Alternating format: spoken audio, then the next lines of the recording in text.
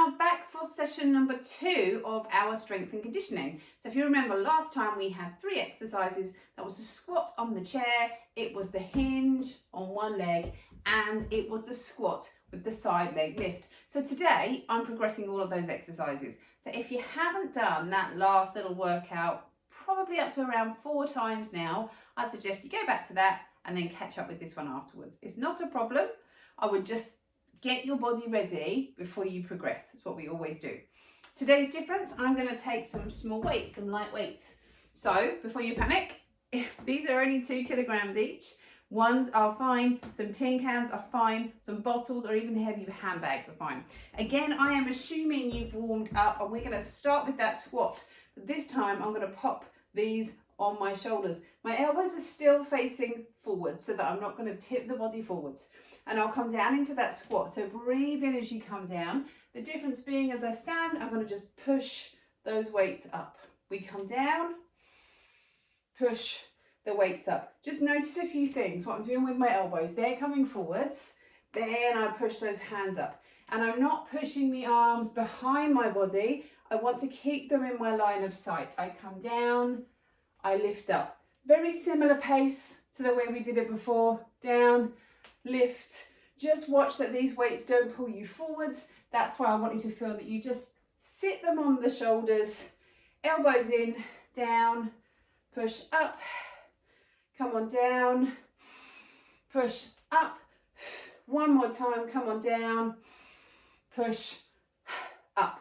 So because we've added a little bit of resistance onto those, we're going back to just doing 10. If you find them really comfortable, you could progress on to 12, maybe up to 15, and we're going to do each of those 3 times. And it's up to you whether you choose to do the squats 3 times or do the whole circuit and then do that 3 times.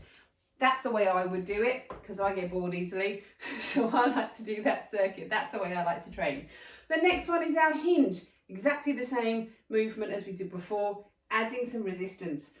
Again, if you found your balance was tricky, get balance and positioning right before you add any weight to it. We're going to come onto one leg. We're going to use these. We come down to the floor.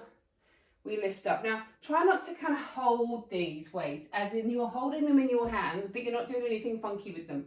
Just let them, oops, I lost my balance then. Just let them pull you down to the floor and lift. Come on down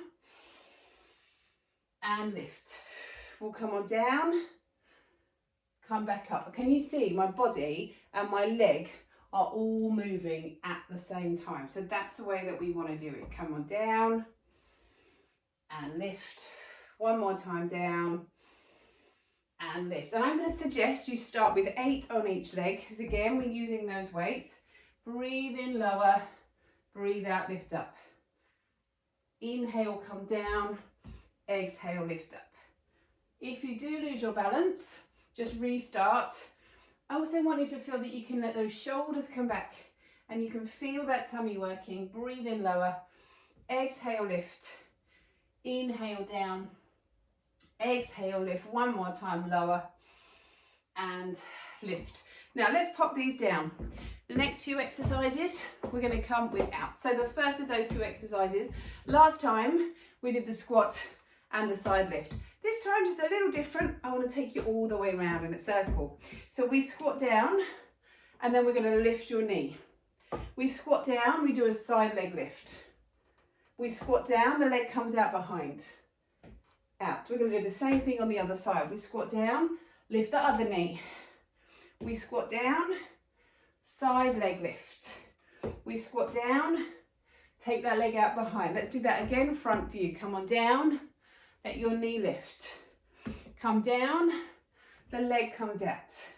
Come down, leg comes behind. And again, notice the pace. We're in and lift. Nothing too speedy. Come down and lift and down and back. Here's what I want you to do. 3 times around on each side. So right, left, right, left, right, left. And then again, you will add that on to your circuit. And then exercise number 4 is a lunge, which we didn't do last time. So again, keeping it simple today. Those feet around hips width apart. Let your shoulders come back. Now start with a stretch. The foot comes back The arms come up, hands onto your hips. Now we'll breathe in, lower down. Exhale as you lift up. Come on down, lift up. That's it. We're going to lower, lift up. Now, a few pitfalls in lunges. One is this tendency for that back to do that. So we're going to just try and allow that hip to come under. So this is all very straight up and down. The other thing we tend to do, have feet too close together. As a rule, if you're not sure on these, here's what we're doing when we lunge. We're coming all the way down to the floor on the knees and we're pushing back up again. So if you need to take it back to that, just to get that positioning, maybe something soft under your feet, then do that. So let's come again from here. The other thing I like to do, hands in front, so we know we're not wonky. Lower down, lift up. Feel you push through that front foot, in and lift. I'm going to just show you one more. Down, lift up. Now lunges are a bit of a minefield. People are really scared of them. So I'm going to suggest you just start with 6 on each leg. If you are at all unsure, please ask me some questions.